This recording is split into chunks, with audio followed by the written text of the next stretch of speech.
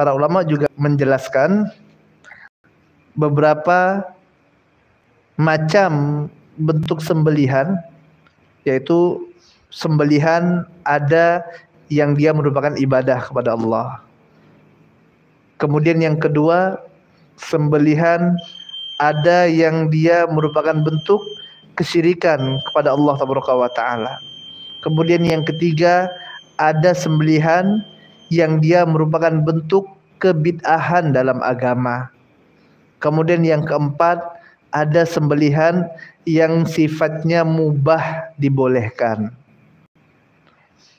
Yang pertama, sembelihan yang dia merupakan bentuk ibadah kepada Allah Taala adalah sembelihan yang dia lakukan dengan menyebut nama Allah dan yang ditujukan untuk Allah Taala dan sesuai dengan sunnah Nabi Muhammad SAW.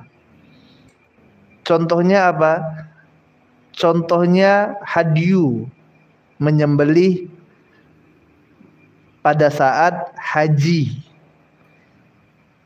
Dia tujukan untuk Allah, dia sebut nama Allah, dan ini sesuai dengan apa yang dituntun oleh Nabi Muhammad SAW. Kemudian contoh yang lain adalah menyembelih pada saat hari raya kurban Idul Adha. Dia sembelih dengan menyebut nama Allah, dia tujukan sembelihannya untuk Allah, dan dia lakukan tadi sesuai dengan tuntunan Nabi Muhammad SAW, berkurban pada saat hari raya Idul Adha. Kemudian yang kedua adalah sembelihan yang mengandung unsur kesyirikan, yaitu sembelihan yang pertama dia tidak menyembelih dengan nama Allah, ataupun yang kedua dia tujukan sembelihan ini bukan untuk Allah Taala. Ini adalah sembelihan yang mengandung unsur kesyirikan yang dilarang dalam syariat Allah Taala, yang dia merupakan nakid min nawakidil Islam, yang dapat menyebabkan pelakunya kekal dalam neraka Allah. Contohnya adalah seorang yang dia menyembelih dengan nama makhluk, dengan nama jin, dengan nama nabi. Ini adalah kesyirikan, tidak boleh. Contoh lainnya adalah seorang yang dia menyembelih, dia tujukan untuk jin. Agar apa? Agar jin tidak ganggu dia. Waktu dia bangun rumah, sembelih dulu ayam hitam. Kenapa? Agar rumahnya aman. Permisi dulu sama jinnya. Atau waktu dia membangun jembatan, dia sembelih dulu sapi. Agar apa? Agar jinnya yang ada di sini tidak ganggu proyeknya. Ataupun sewaktu dia sakit, dia datangi dukun, kemudian dukun katakan harus menyembelih ayam, kemudian tujukan ayam ini untuk Syekh Fulan, atau untuk Mbah Fulan, atau untuk jin Fulan. Maka ini termasuk menyembelih yang dilarang, bahkan termasuk syirik akbar.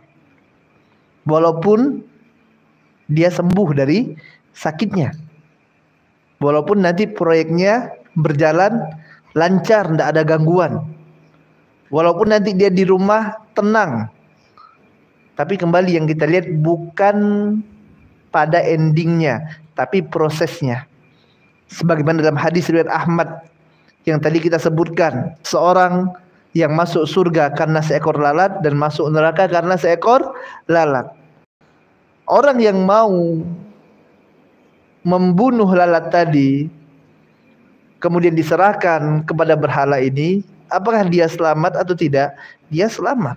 Berbeda dengan orang yang kedua. Orang yang kedua, dia tidak mau lakukan. Apa dampaknya? Dia dibunuh. Ini prosesnya. Yang dinilai adalah prosesnya, bukan endingnya. Ada orang yang berobat, datang dia ke dukun. Kata dukun harus beli ini, beli itu. Harus sembelih binatang ini, ayam ini tujukan untuk jin ini. Sembuh katanya. Dia lakukan ternyata sembuh. Maka ini adalah syirik kepada Allah Taala. Suatu ketika Syekh Saleh bin Fauzan Al-Fauzan yang pernah ditanya tentang sebagian orang yang ketika sedang sakit, mereka pergi kepada orang yang disebut tabib, atau lebih spesifiknya ini adalah dukun. Dan ketika orang sakit ini dibawa ke pengobat ini, maka disampaikanlah kepada walinya tentang penyakit-penyakit yang diderita oleh pasien tadi. Ini loh, saudara kamu ini sakit ini gitu. Kemudian dukun tadi menegaskan bahwasanya penyakit ini tidak akan bisa sembuh kecuali dengan cara disembelihkan untuknya hewan tertentu, dan syaratnya tidak boleh disebutkan nama Allah pada saat penyembelihan. Dan setelah selesai disembelih, hewan tersebut harus dikuburkan di tempat yang telah disepakati.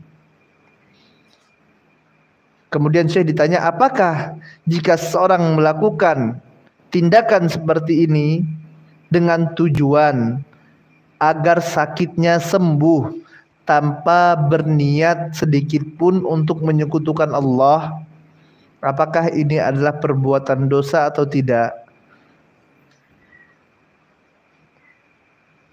Maka beliau hafizahullah, Syekh Saleh Fauzan hafizahullah menjawab bahwasanya menyembelih untuk selain Allah dengan tujuan penyembuhan terhadap suatu penyakit atau tujuan-tujuan yang lainnya adalah bentuk syirik akbar.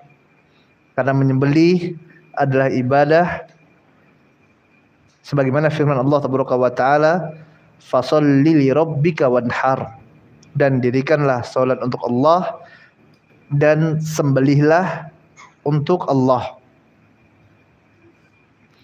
Beliau juga membawakan firman Allah Taala, "Qul inna salati wa nusuki wa mahyaya wa mamati lillahi rabbil alamin la syarikalah." Katakan, sesungguhnya salatku, nusukku, hidup dan matiku hanya untuk Allah Rabbul Alamin, tidak ada sekutu baginya. Demikian pula Allah memerintahkan untuk memakan sembelihan itu hanya boleh yang disebut nama Allah Taala sewaktu menyembelihnya. Sebagaimana firman Allah Taala, "Wala ta'kulu mimma lam yuzkarismullahi alaihi wa innahu lafisq." Janganlah kamu memakan binatang-binatang yang tidak disebut nama Allah ketika menyembelihnya. Sesungguhnya perbuatan tersebut adalah bentuk kefasikan. Maka penyembelihan karena selain Allah adalah bentuk syirik akbar apapun tujuannya. Apabila dia ditujukan untuk selain Allah, maka dia adalah syirik akbar, kata Syekh Hafizahullah.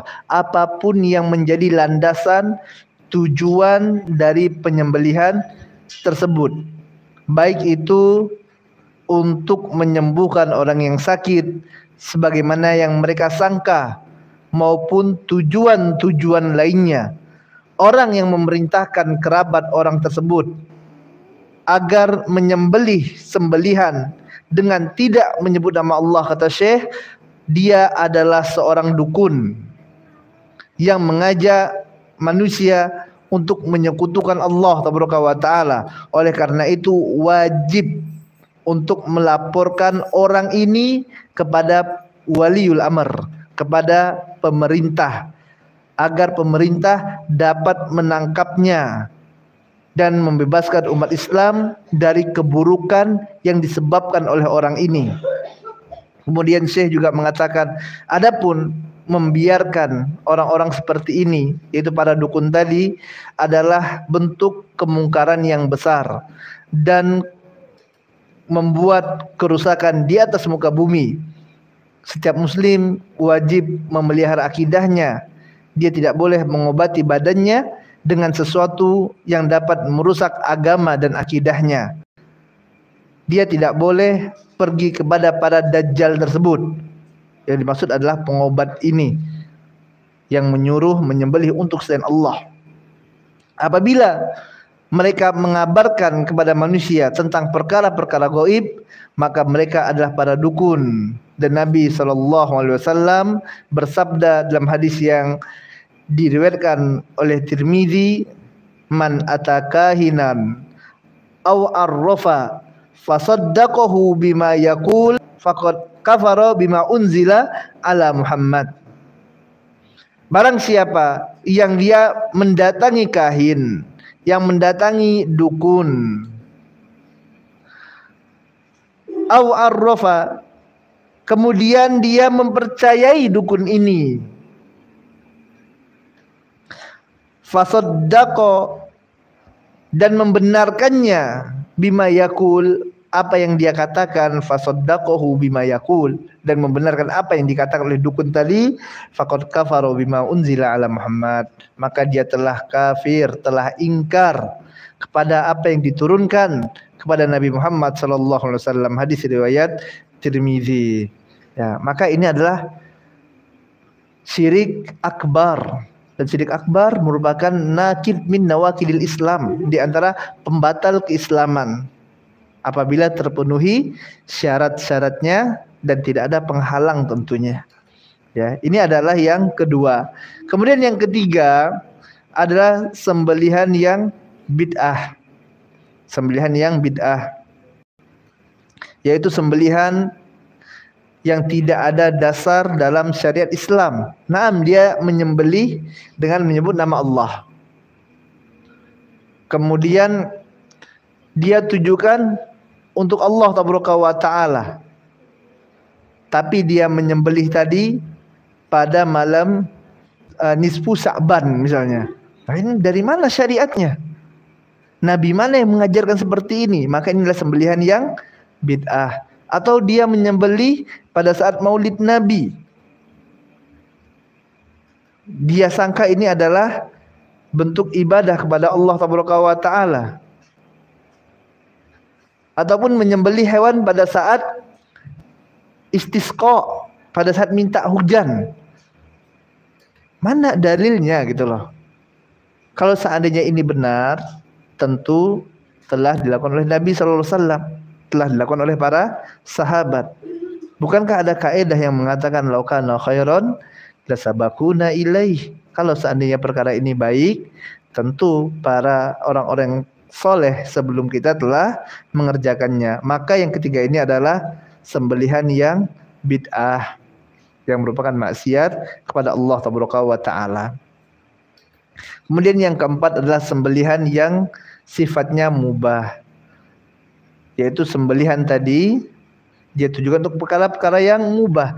Dia menyembelih dengan menyebut nama Allah, dia tujukan untuk Allah Taala untuk perkara mubah. Contohnya apa? Untuk dia jual dagingnya, dan jual beli hukumnya mubah. Allah katakan wa ahallallahu al-bai'a wa harrama riba. Allah halalkan jual beli dan Allah haramkan riba. Maka hukum sembelihan ini adalah mubah karena dia tujukan untuk dia jual ataupun untuk dia makan dagingnya, maka hukumnya adalah mubah.